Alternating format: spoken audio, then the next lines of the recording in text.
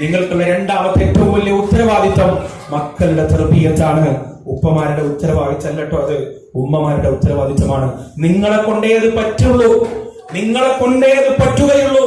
ഉപ്പമാരെ കൊണ്ട് മക്കൾക്ക് തർബിയത്ത് കൊടുക്കാൻ ഒരുപാട് പരിമിതികളുമുണ്ട്. അവർക്ക് അല്ലാഹു കൊടുത്ത ഉത്തരവാദിത്വം വരാൻ അതിലേക്ക് വരുന്നുണ്ട്.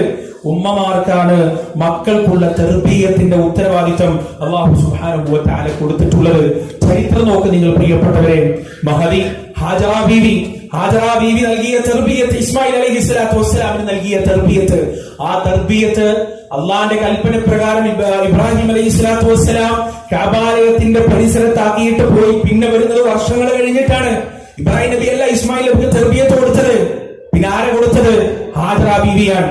ആ തർബിയത്ത് എത്രമാത്രം ശക്തമായിരുന്നു ചരിത്രത്തിൽ നമുക്ക് കാണാൻ കഴിയും. അറക്കാനാണ് കൂട്ടിക്കൊണ്ടുവന്നത്. എന്നിട്ട് ചോദിക്കാണ്, മോനെ ഞാൻ ഇന്നി അറാഫിൽ മനാമി അന്നി അദ്ബഹുക് ഫൻദുർ മാദാ തറാ, നിന്നെ അറുക്കണമെന്ന് ഞാൻ സ്വപ്നം കണ്ടിട്ടുണ്ട്, എന്താ നിന്റെ അഭിപ്രായം? പ്രിയപ്പെട്ടവരെ, ഇസ്മായിൽ അലൈഹിസ്സലാത്തു വസ്സലാമിന്റെ മറുപടി എന്താ അറിയോ? യാ അബത് ഉപ്പ ഇഫ്അൽ മാ തുഅ്മർ, എന്താണോ നിങ്ങൾ കൽപ്പിക്കപ്പെട്ടത് അത് ചെയ്തുകൊള്ളുക. സതജിദുനി ഇൻഷാ അല്ലാഹു മിനസ് സാബിരീൻ, ക്ഷമിക്കുന്നവരുടെ കൂട്ടത്തിൽ നിങ്ങൾക്ക് എന്നെ കാണാൻ കഴിയും. എവിടുന്ന് കിട്ടി ഈ തർബിയത്ത്? പ്രിയപ്പെട്ടവരെ, ഹാജറ ബീവിന് കിട്ടിയതാ, ഇബ്രാഹിം അലൈഹിസ്സലാത്തു വസ്സലാമിന് കിട്ടിയതല്ല. ഹാജറ ബീവി പഠിപ്പിച്ചു കൊടുത്തതാ. യാ വതുബ്ബ ഇഫ്അൽ മാ തുഅ്മർ, കൽപ്പന നിങ്ങൾ പൂർത്തീകരിച്ചു കൊള്ളുക. സതജിദുനി ഇൻഷാ അല്ലാഹു മിനസ് സാബിരീൻ, അല്ലാഹുവിന്റെ മാർഗ്ഗത്തിൽ ക്ഷണിക്കുന്ന ഒരു മകനായി നിങ്ങൾക്ക് എന്നെ കാണാൻ കഴിയും. എന്നിട്ട് അതുപോലെ ഉപ്പാക്ക് പറഞ്ഞു കൊടുക്കാണ്, ഉപ്പ 3 കണ്ടീഷൻ ഉണ്ട്.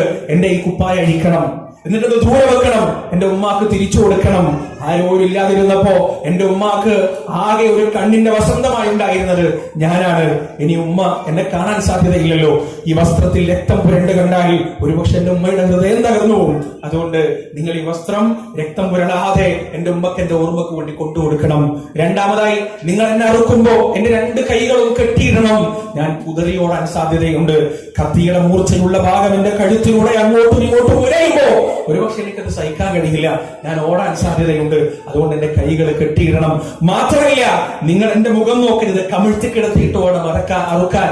കാരണം നിങ്ങളും ഞാനും പരസ്പരം നോക്കിക്കഴിഞ്ഞാൽ എന്റെ കണ്ണിൽ നേളിക്കുന്ന ആ നിസ്സഹായമായ മരണത്തിന്റെ അവസ്ഥയുണ്ടല്ലോ, ആ മരണത്തിന്റെ അവസ്ഥ നിങ്ങളുടെ ഉള്ളിൽ നിന്ന് പിതൃസ്നേഹം പതഞ്ഞ് പുറത്തേക്ക് വരാൻ സാധ്യതയുണ്ട്. അതുകൊണ്ട് നിങ്ങൾ എന്റെ മുഖത്ത് നോക്കാതെ അള്ളാഹുവിന്റെ കൽപ്പന പൂർത്തീകരിക്കാൻ നിങ്ങൾ തയ്യാറാകണമെന്ന തന്റെ പിതാവിന് ഉപദേശം കൊടുക്കുന്ന ഇസ്മായിൽ അലൈഹിസ്സലാത്തു വസ്സലാം പ്രിയപ്പെട്ടവരെ, ഹാജറ എന്ന ഉമ്മയുടെ തർബിയത്തിൽ ജനിച്ച പുത്രനാണ്. ഉമ്മമാരെ